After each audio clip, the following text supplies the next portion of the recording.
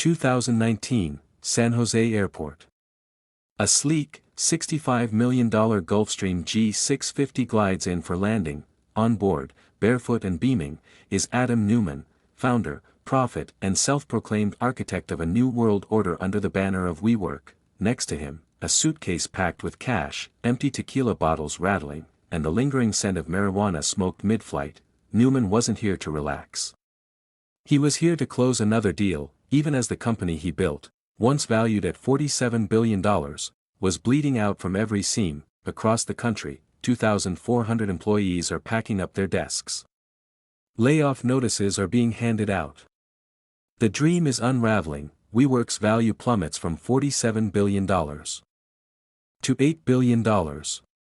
In weeks, this is the story of how one man lit billions on fire, sold a dream wrapped in slogans, and walked away with $1.7 billion, leaving behind a hollowed-out company, ruined investors, and broken employees. This is the rise and fall of the cult of We.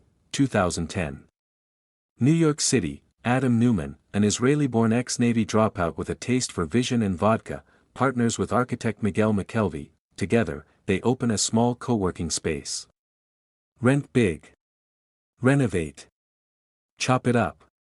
Sublet to startups, dreamers, and freelancers. Sounds like real estate, right? Wrong. Adam didn't sell office space. He sold meaning. We're not in real estate.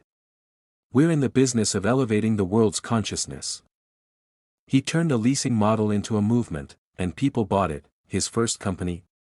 Baby clothes with built-in knee pads. A failure. But it taught Adam a critical truth: a well-told story sells better than the product itself. That became WeWork's core asset. Not property. Not profit.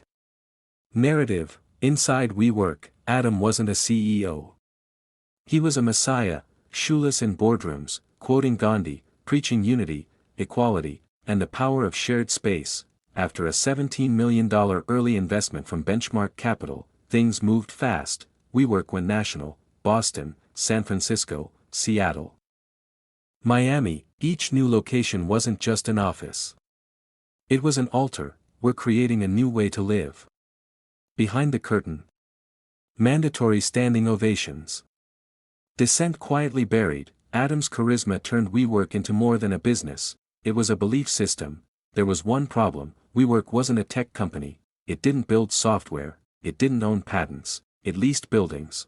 But Adam spun the pitch. If Uber changed how we travel, and Airbnb how we vacation, then WeWork would revolutionize how we work. To VCs, that sounded like gold. Billions began pouring in. Then came Masayoshi Son, the visionary billionaire behind SoftBank. After a 12-minute meeting with Adam, he agreed to invest $4 billion, no due diligence. Just vibes. His advice to Neumann: you're not being crazy enough. WeWork ballooned. 100 offices. 30 countries. Millions of square feet rented, but beneath the glossy exterior, a financial inferno. Each new office bled money: rent, renovation, staff, marketing. By 2018, WeWork lost $1.6 billion. But Adam wasn't worried. He told investors, profit isn't the goal. Growth is. To maintain the illusion of tech, he started buying startups, education apps, AI platforms, even a wave pool company owned by a friend. None made sense. None made money, but they made PowerPoints look innovative. Then came We Live, residential communes, and We Grow, an experimental school for kids. Both failed. Quietly shut down. Adam wasn't just burning cash, he was making sure some of it came right back to him. He bought buildings. And then had WeWork lease them. Classic conflict of interest. No one blinked. He trademarked the word we. And sold it to WeWork for $6 million. Let that sink in. He made WeWork pay him for the right to use its own name. The board approved it, until it leaked to the press. Then he gave the money back. In August 2019, WeWork filed to go public. That's when the truth could no longer hide.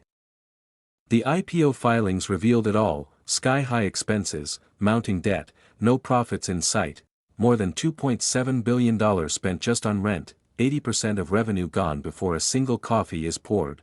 Wall Street read the prospectus. And gasped. Neumann had already cashed out $700 million in shares, before the IPO, a red flag so big even SoftBank couldn't ignore it. The IPO was pulled, the dream collapsed. October 2019, Adam Neumann resigns. But he doesn't leave broke. He walks with a $1.7 billion exit package, stock buyouts, consulting fees, hush payments, empty offices. Meanwhile, 2,400 employees lose their jobs, some get nothing.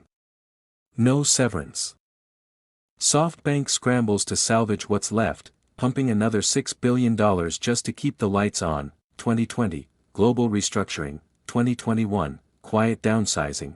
2023, bankruptcy. WeWork, the company once compared to Google, is dead. It wasn't a Ponzi scheme, it wasn't Theranos. Legally, Neumann broke no laws, but ethically. He sold hope, hype, and hot air, at premium prices. He exploited the cult of personality, dressed real estate in Silicon Valley skin, and walked away while everyone else was left to pick up the pieces. This was never about work, it was about belief. And in the end, Adam Neumann proved one thing: the greatest business model of all is convincing people you're changing the world, while you cash out. If you find this video interesting, please support this channel by liking, commenting, and subscribing, to help us keep bringing more updates for you. Thank you and see you in my next video.